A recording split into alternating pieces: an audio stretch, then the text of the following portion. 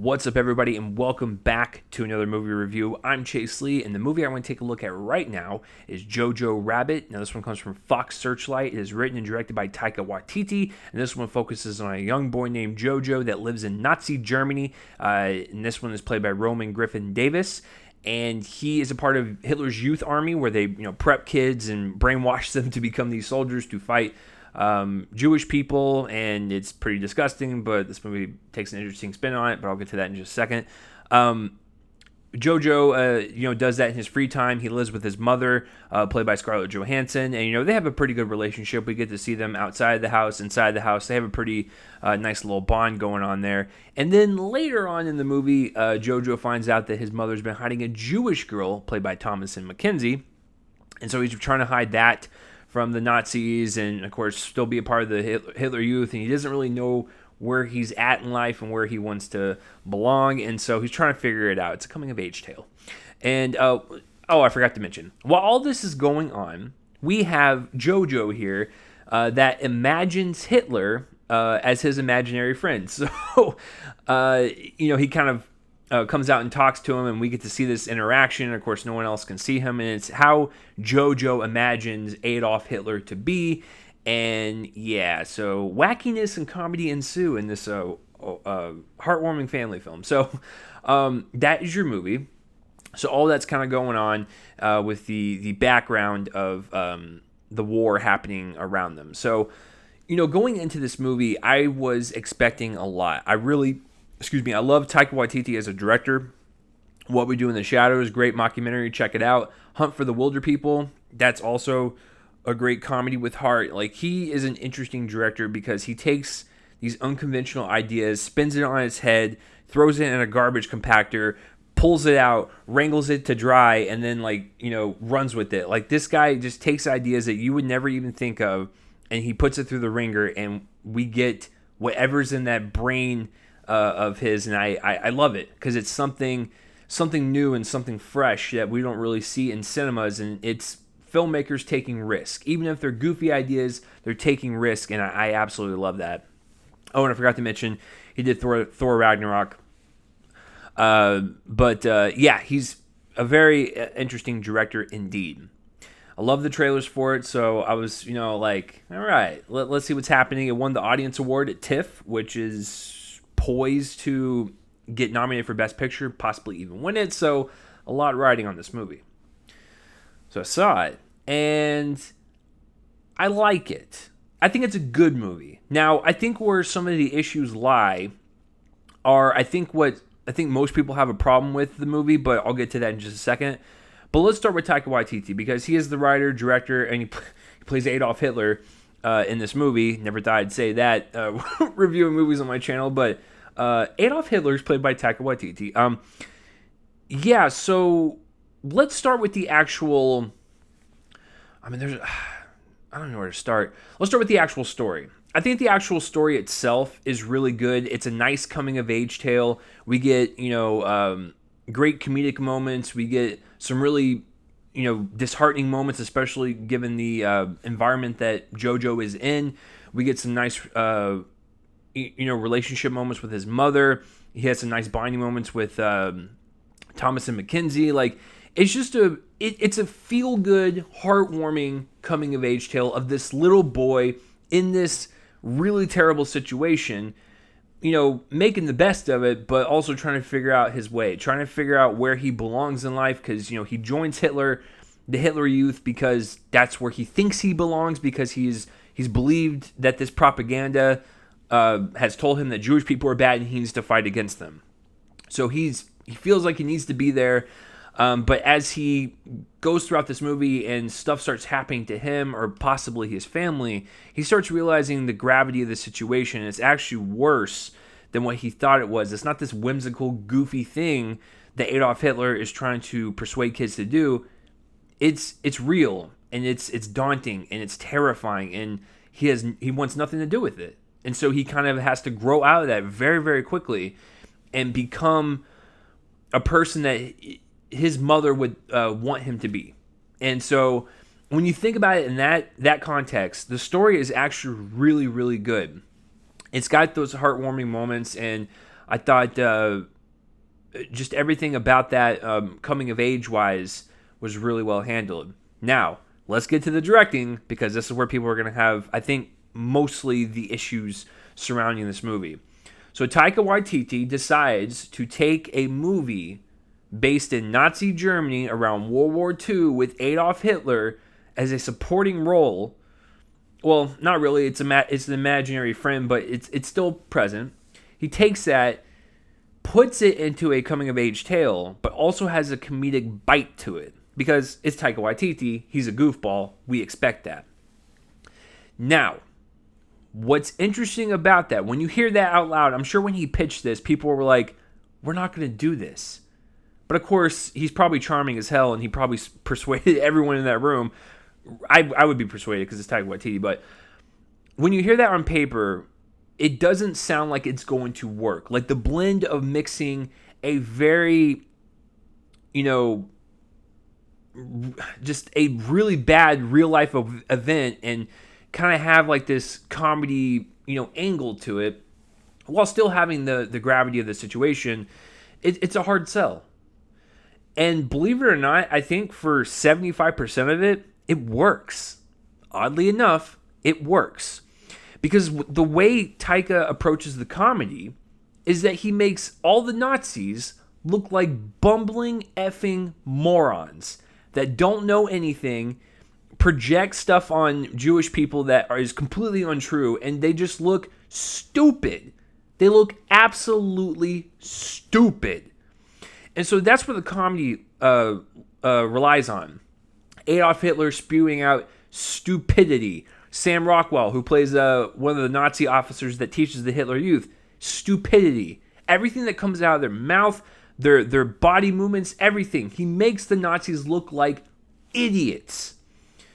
And so it's really funny to hear them talk like idiots. And so that is where the comedy is. And it actually works for the majority of the movie. Where I think it doesn't work is that there's a pivotal point in Jojo's life that happens in this movie that when it happens, I was like, okay, Taika has a decision to make. Is he going to play it straight for the rest of the movie? Or is he going to keep doing the blend? Unfortunately, he keeps doing the blend. Not as aggressive as I thought he would do, because he definitely pulled back after that certain moment.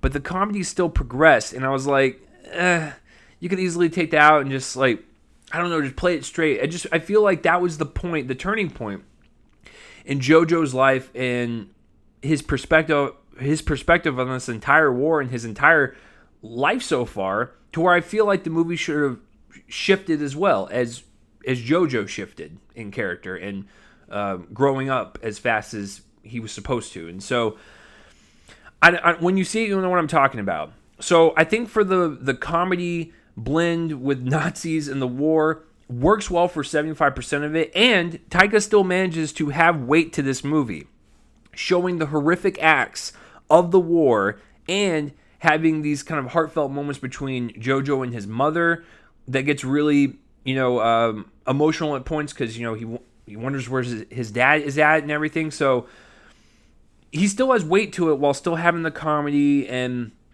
the coming of age tale.